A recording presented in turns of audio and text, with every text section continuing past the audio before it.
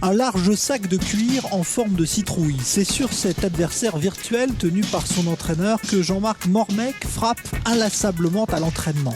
Des séances comme celle-là, il en aligne chaque jour dans l'optique de son combat du 2 décembre prochain contre l'Américain Rahman, celui qui doit lui ouvrir les portes d'un championnat du monde chez les lourds, la catégorie reine, celle où Mormec a décidé de grimper, lui, l'ancien champion du monde des lourds légers, au terme de ses 2 ans de pause. À 38 ans, Mormec a retrouvé le punch et la rage de vaincre, qu'importe si son gabarit n'est pas celui rencontré le plus souvent chez les lourds.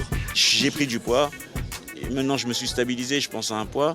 Je ne le calcule plus, enfin je ne veux plus penser à mon poids en me disant non, il faut absolument que je fasse 100 kg. Si je fais 98 kg ou 96 kg, je vais être bien. Je pense avant, quand je regardais les anciens combats, ils font pas 2 mètres, ils font pas tous 100 kg. Mike Tyson, il faisait 98 kg quand il était en pleine force de l'âge et en forme. Donc il n'y a pas de raison que je cours après le poids, mais aujourd'hui après la performance. Être rapide, être précis, et puis le but c'est de gagner. Et c'est précisément de ce déficit de taille, 1m81 et de poids, que Mormec entend faire un atout chez les poids lourds.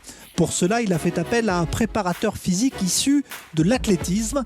Pas vraiment le gabarit d'un sprinter ou d'un marathonien, mais justement, Mormec a appris à travailler son endurance et sa vitesse avec Mourad Ben Belkacem. Pour pouvoir tenir les 12 rondes, en sachant que c'est des rondes de 3 minutes, on est obligé de courir sans s'arrêter. Donc obligé de passer par des footings. Au départ, c'était 30 minutes parce qu'il n'était pas capable de faire plus. Au jour d'aujourd'hui, il est capable de courir 50 minutes entre 12,5 et 13 à l'heure. Donc pour un poids lourd, c'est pas mal. Et à force de travail, Mormec a changé. Son corps surtout a changé, en volume d'abord, mais aussi en résistance, même si ça n'a pas toujours été facile pour lui. Beaucoup plus de travail que je l'avais imaginé, parce que déjà il faut prendre du poids, ensuite après le poids qu'on le prend, il faut pouvoir le gérer, après il y a une rééducation du corps parce que le souffle c'est plus la même, la condition, enfin tout change et des fois on se pose forcément des questions, on se dit mais est-ce que j'ai raison de faire ça, est-ce que vraiment je vais redevenir l'athlète que j'étais, et puis au fur et à mesure, comme je l'ai dit, le fait que j'ai fait appel à un coach, le fait que je travaille et je suis déterminé, je pense que ça change au fur et à mesure et puis on y arrive. Mormec a remporté ses 2 premiers combats chez les poids lourds. Il lui reste maintenant à passer le véritable test face à Rahman. Mais quoi qu'il arrive, pour son entraîneur, Jean-Marc Mormec est déjà installé chez les poids lourds, Éric Colette.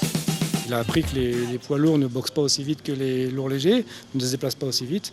Donc il a plus de facilité pour se mouvoir et puis trouver une ouverture, quoi.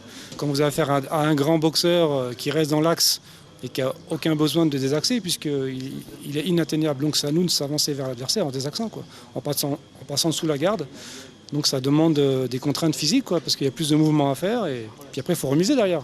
Quand on s'approche d'un grand, il faut pouvoir concrétiser un petit peu tout le travail. C'est pas évident, quoi. Donc ça demande 2 fois plus d'efforts que quelqu'un qui va essayer de gérer la distance. Jamais un boxeur français n'a encore été sacré champion du monde des poids lourds dans l'histoire de la boxe. Alors après avoir remporté 6 championnats du monde des lourds légers, boxés dans le mythique Madison Square Garden de New York, Jean-Marc Mormec s'est fixé cet objectif comme ultime défi. Il attend maintenant le signal.